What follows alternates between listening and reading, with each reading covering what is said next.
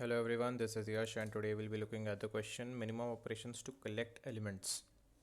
You are given an array nums of positive integers and integer k. In one operation, you can remove the last element of the array and add it to your collection. Return the minimum number of operations needed to collect elements 1 to k. For example, in test case 1, we get nums equals to 3154 and k equals to 2. So the sequence that we need is 1 and 2. First we take 2 operation 1, then we take 4 operation 2, then we take 5 operation 3, then we take 1 operation 4. After the fourth operation we have the sequence 1 and 2. Therefore we return our answer as 4. Again for the test case 2, k equals to 5, we collect 2, 4, 5, 1, 3. All elements are collected and total 5 operations are used. Let's just try to solve this using a map. Now instead of using a map, we can create a vector array like this, vector bool, and let's name it map and create a vector bool array of k and set all the values as false. Oh no, let's set it as true because we can use it later to reduce the load on our compiler. Now what we do here is we, instead of using a map and accessing the value with the log, and we can use the vector and access the value in bigger of 1. Now just simply iterate through the array in reverse. So to reverse iterate, we can use this nums dot r begin comma nums dot r end. This helps us to iterate the array in reverse. Let's create a variable int counter equals to 0, and what else can we do? Counter and another variable.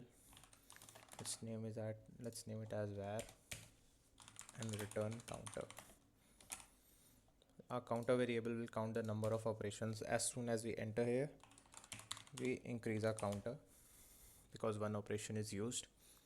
And if the value that we are at, that is itr, is less than or equal to k, that means the value can be inserted in our array, so it won't exceed the address values. Simply check itr less than k. Yeah, itr is less than k or equal to k. Then we set the value of our map to itr minus 1 equals to true. Now why we are doing this is because the values won't be less than 1, so the last index that can be accessed is 0. And here what we will do is var plus plus. Now we check if var equals to k, then we break our loop. Once all the values in our bool, this vector, is true, what we are going to do is keep a counter. As soon as that counter reaches k, we break the loop. Now let's try run this code. First we have the test case as 3, 1, 5, 4, 2, and our k equals to 2. So what we are going to do, create a vector that is 0, 0, that is 0, 1 in vector case, because the size is 2, so it creates two index 0 and 1, and both are set to false. So instead of false, I am writing it as 0. Now we are going to iterate through values. First we check this 2 is less than and equal to our size, yes, so we set this as 1, and a counter is as 1. Now we go for 4, it's more, so our counter increments. Okay, now we go to 5, the counter increments again and the value doesn't change. Now we get a 1, the counter increments, the value changes. Oh, we forgot one variable, that was 1, var. First our var will be 1 when the value is 2. Then our second case runs, in which the value is 1 and our var becomes 2. Now var is equal to k, so we break the loop and return our answer. Let's try to run this. Okay, this is perfectly fine, but we have a edge case that we haven't tackled, that is if our values are repeating. Let's take this.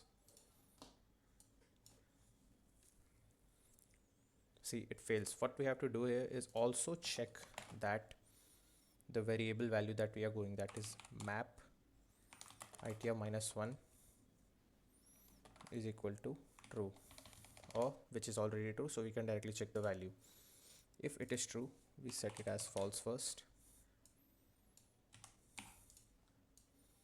and this should run. Yeah, exactly. Now we have tackled through all the errors. Now this should be easily submitted. I will be providing the link to the solution in description. Thank you.